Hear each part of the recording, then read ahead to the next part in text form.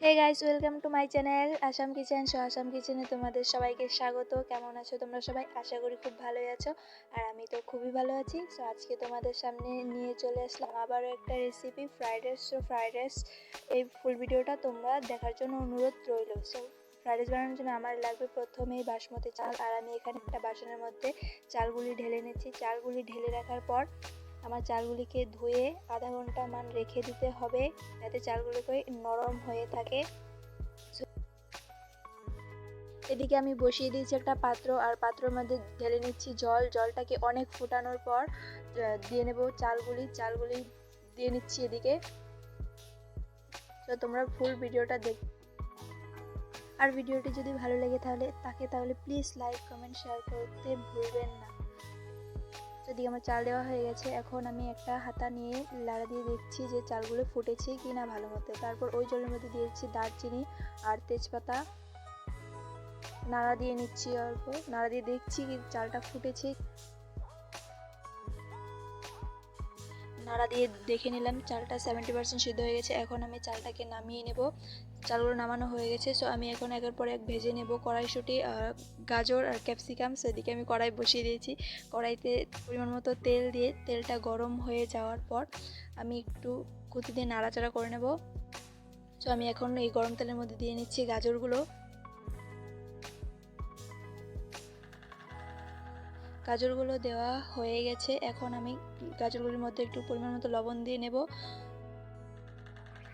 So গাজর ভাজা হয়ে গেছে। এখন আমি ওই তেলের মধ্যে ভেজে নেব বিনস। সব বিনসগুলো আমি কড়াইতে ভেজে নিয়েছি। সো এখন বিনস ভাজা হয়ে গেছে। এখন আমি ওই তেলের মধ্যেই ভেজে নেব ক্যাপসিকাম। সো ক্যাপসিকামগুলো দিয়ে নিচ্ছি কড়াইয়ের মধ্যে, দিয়ে একটু নাড়াচাড়া করে, একটু সামান্য পরিমাণ মতো লবণ দিয়ে নাড়াচাড়া করে ভেজে নেব ক্যাপসিকামগুলো। একই সাথে ভেজে নেব কড়াইশুঁটিগুলো। তো এখানে ভাজা হয়ে গেছে। তো এখানে আছে ভাতগুলো। তো ভাতগুলোর মধ্যে দিয়ে দেবো এখানে গাজর ভাজা, ক্যাপসিকাম ভাজা, মটরশুঁটি ভাজা,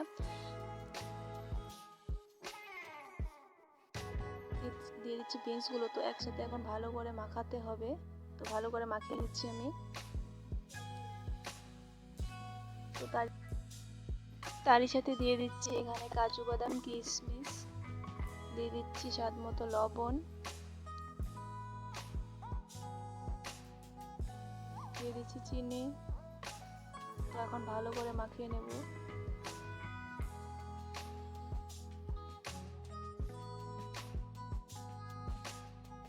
এখন পরিমাণ মতো ঘি দিয়ে আরো কিছুক্ষণ ভালো করে মাখিয়ে নেব। তো এখন দেবো ফোড়ন। তো ফোড়নে দিচ্ছি সাদা তেল আর ঘিটা গরম হয়ে যাওয়ার পর দিয়ে দেবো দারচিনি আর এলাচ। তো দারচিনি আর এলাচটা ভালো করে ভাজা হয়ে যাওয়ার পর দিয়ে দেবো ফ্রাইড রাইসগুলো। তো ফ্রাইড রাইসগুলো দিয়ে কিছুক্ষণ নাড়াচাড়া দিয়ে নামিয়ে নিলে রেডি আমার ফ্রাইড রাইস রেসিপিটি।